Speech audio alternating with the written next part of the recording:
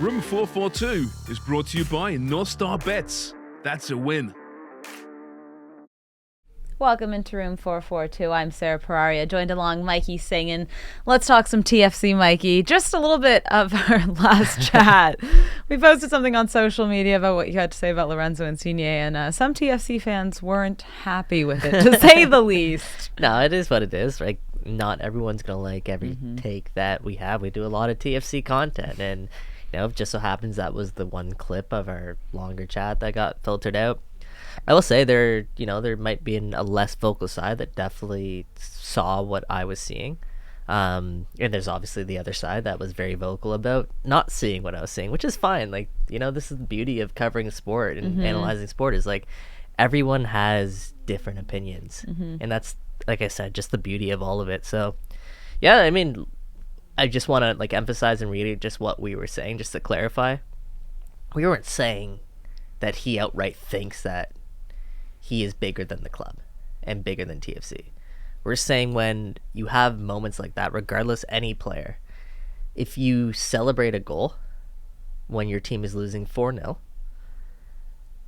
I don't care who you are, it's going to come off that you think of yourself first and the club second. And even more so when you're making $14-15 million a season to play in MLS. So that is all it is. Let's move on. Nothing to see here. Nothing to see here. All right, let's talk a little TFC then.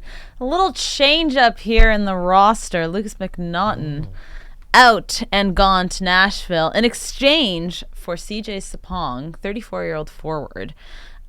Rough week for Lukas MacNaughton. I did feel for him after the game, obviously against Philly. He had a really bad game. He knows that. And then now we're seeing a little switcheroo here. He's headed off to Nashville.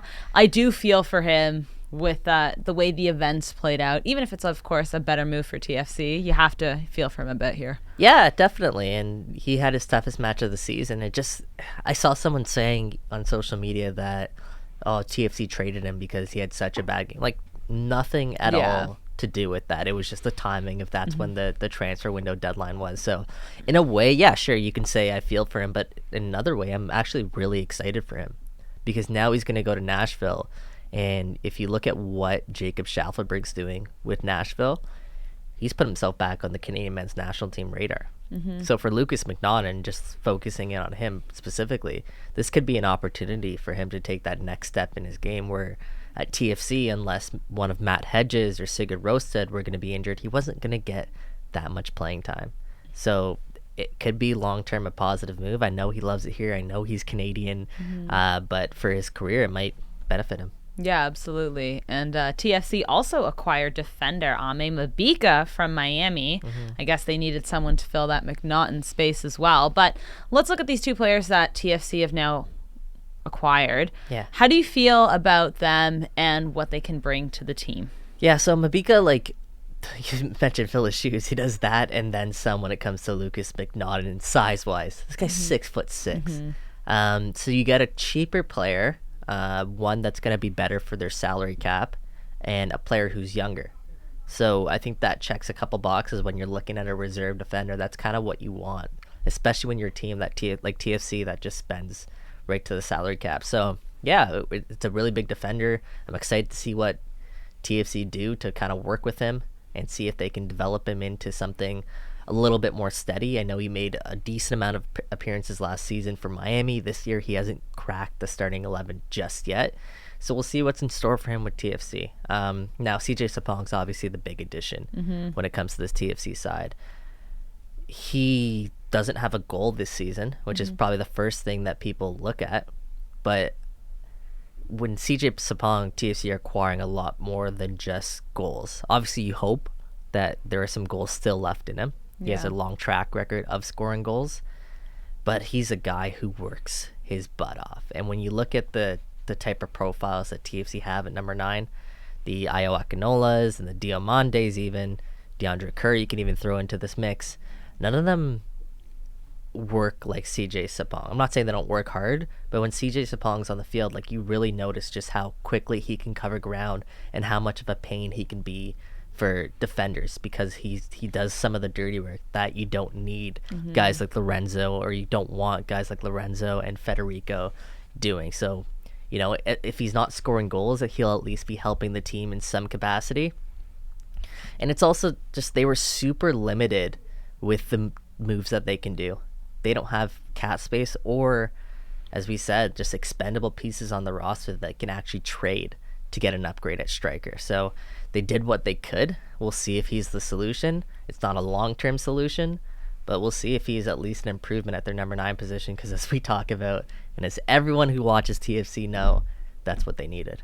Yeah, absolutely. Let's talk a little bit about this season again. And fun little stat I've seen you wrote here is TFC have just one win in their last 15 matches dating back to last season. That is not nice when you read that out loud.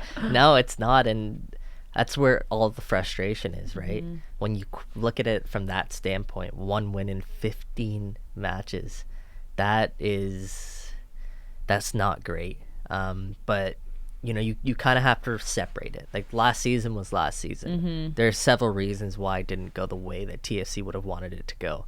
But then you're at this season now, and we can frame it that it's one win in 9 games. Mm-hmm. Again, way better performances this season, but still It's not enough.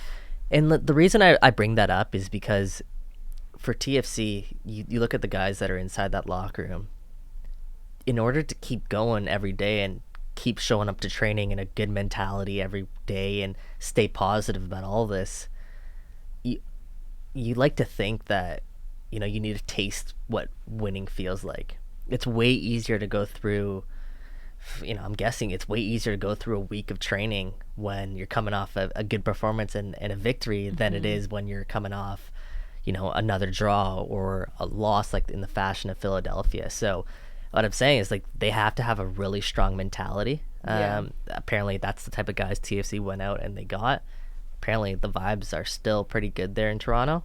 But you do have to wonder how long it can go on for if they're not picking up victories, which makes this weekend just that much more important in light of all of that. Yeah, and speaking about this weekend, TFC obviously taking on NYCFC at BMO Field, Sean Johnson's former club, and 4th in the Eastern Conference. Let's talk about New York for a little bit, because they've been a prominent team in MLS forever and having a pretty good start to the season. Yeah, and everyone was wondering, me especially, just exactly what this New York City FC team would look like. They turned the page on a lot of their mainstay guys from the last couple of years, Sean Johnson including being one of those players, and they didn't really bring in too many further additions than what they had last season. So to see them sort of round into form now under Nick Cushing, where their form has really been up and down since Ronnie Dalla left, is this what New York City FC actually is? Now, it's worth mentioning their last 3 games they've played at home, and I know they're unbeaten in 4 matches. So now they're going to have to go on the road against a team in Toronto who's fairly desperate. Again, last game, looking back at it, Santi Rodriguez played as a false 9 for that team, and it seemed to work. They haven't scored very many goals this season like Toronto, but it did click in a way with Santi Rodriguez against Dallas. They got essentially all of their best players on the pitch, and we're looking for sort of a similar setup against TFC. So their defenders who are in the back line who have to step and cover that false 9 have to be wary of kind of what's behind them. So I'm looking for, maybe New York City to try and exploit some of the space in behind TFC's defense if they can draw out some of their center backs. So something to watch for. TFC have been prone to doing that, not necessarily this season, but just in the past. So let's see how they handle this challenge. But as we mentioned, this seems like a game at home where you're going through a rough stretch that you kind of need 3 points now, don't you? Yeah, it's going to be a tough game, though, for TFC. We know that. And just to confirm, no Michael Bradley as well this weekend. Yeah, we'll see exactly how the rest of the week plays out. I don't think he's been in training this week. Yeah. But it's still early in the week. Bob Bradley said last week he was making progress and he wasn't quite ready. So let's see what happens these next 2 days if he does get back into training, because that's going to be really important for this team. We always talk about how important he is for this side, and we've kind of seen that play out. Yeah. All right, well, we will see what happens with TFC and NYCFC. That is Saturday, 7:30 at BMO Field. Lastly, this is very exciting. Toronto becomes the 3rd franchise to join the Canadian Women's Pro Soccer League, which will start in 2025.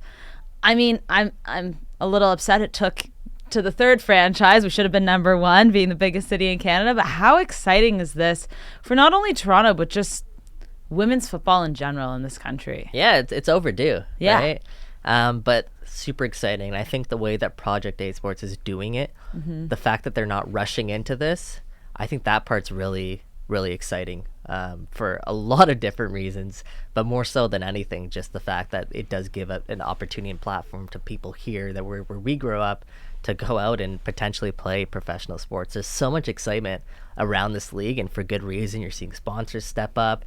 Now we're seeing different cities and people calling to different cities to get them involved. I'm really happy with the progress this is making, and honestly 2025 can't come soon enough because I'm really excited for this league. Yeah, absolutely. Well, let's get through 2024 when we're hosting a World Cup first. 2026. 2020. Sarah's had a lot of sleep lately. I have had no sleep. Yeah, that's right. Okay. All right, guys. Well, that's it for us for now. But big game for TFC this weekend. Let's see if they can get those 3 points. Room 442 is brought to you by North Star Bets. That's a win.